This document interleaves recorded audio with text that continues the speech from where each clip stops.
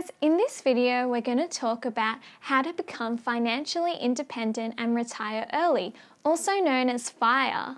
In this video we'll explain what it is and why it's important, how you can put in place steps to become financially independent and retire early, and how to calculate your financial independence number. And if you do enjoy videos like this, please hit the subscribe button so you don't miss out on any future videos. I produce 2 new videos every single week about how to make money, how to save money, and how to become financially independent. But first, what does it actually mean? Most of us live life having money and finances control how we live and how we spend our time. While most people aim to retire in their 60s, people in the FIRE movement aim to retire much earlier.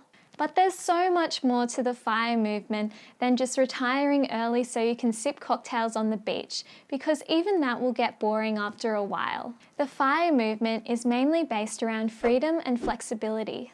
Most people in the FIRE movement want to achieve financial independence because they want to have the flexibility and the freedom in what they do with their life and how they spend their time. Personally, my goal isn't to retire early. My goal is having the time and the freedom to actually do meaningful work that I'm passionate about. And there are a lot of other people in the FIRE movement that feel the same way. The world needs more people who are able to spend their time trying to solve the world's biggest problems, and the FIRE movement can help you do that. So if you want to have more time to pursue your passion, spend time with the people you care about, and do meaningful work, then this video is for you. And let me know in the comments, if money wasn't a concern, what would you do with your time? I read every single one of your comments and I would really love to know. So these are the steps that you can put in place to become financially independent and retire early. The first step is to get control of your personal finances. Track and analyze your expenses from the past 3 months. And cut back on non-essential purchases like clothes and eating out. Next, save more money on essential purchases like food and electricity. The second step is to invest regularly so you can build a passive income. If you keep your money in a high-interest savings account, the best return that you could get is about 1.7 to 2%, which is just short of the inflation rate, which is around 2% per year.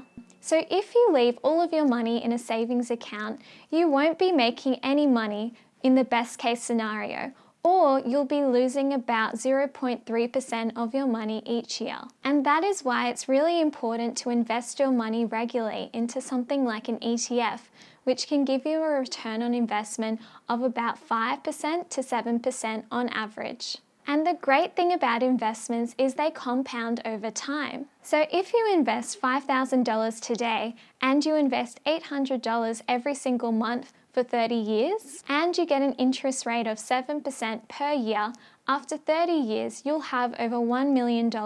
Essentially, your money makes more money on your money, and over time that really does add up. The third step is to increase your income. Try and get a raise from your current job. And if you'd like me to do a video on how to ask for a raise, like this video, and if I get to 300 likes, then I'll create a video about how to ask for a raise. Increasing your income is really important because then you'll have more money to save and invest. Then, try and find more ways that you can earn more money through side hustles. And the fourth step is to reduce your tax. When you are earning more money, it's really important that you do go to a tax accountant so that they can ensure that you're only paying the tax that you're obligated to pay. You can do things like make extra contributions to your super or set up a trust if you have a business. And if you'd like to learn more about how you can reduce your tax, you can watch my video up here.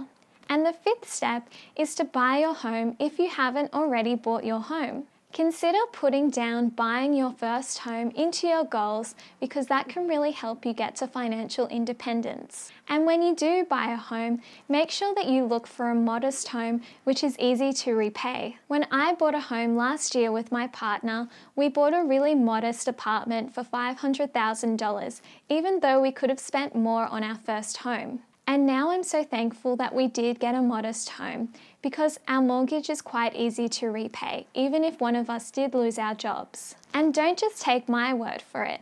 Warren Buffett, one of the world's most richest investors, still lives in a home that he bought 50 years ago for $31,000. His home is now worth $650,000, which is quite modest for one of the world's richest people. And finally, here's how you can calculate your financial independence number. The way that you can achieve financial independence is having enough money saved and invested so that you can live comfortably off the interest of your investments without having to use any of the money that you've actually invested. We are going to calculate this number by using the method of the safe withdrawal rate, which is the amount of money that you can safely withdraw each year without it running out or decreasing over time.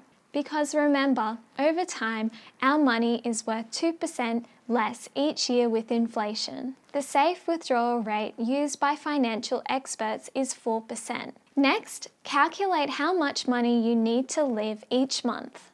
Let's say, for example, your monthly expenses are $3,500 per month. You will need $42,000 per year to survive and live comfortably. Then you need to divide this number by the safe withdrawal rate, which is 4%. So $42,000 divided by 4% is $1,050,000. That's the number that you need to have saved and invested in order to reach financial independence. And that's why it's really important that you do reduce your expenses, because the less expenses you have, the smaller that financial independence number will be, and the faster and easier it will be to get to financial independence. For example, if your expenses are $5,000 per month, you will need $1.5 million to get to financial independence, which is a lot more.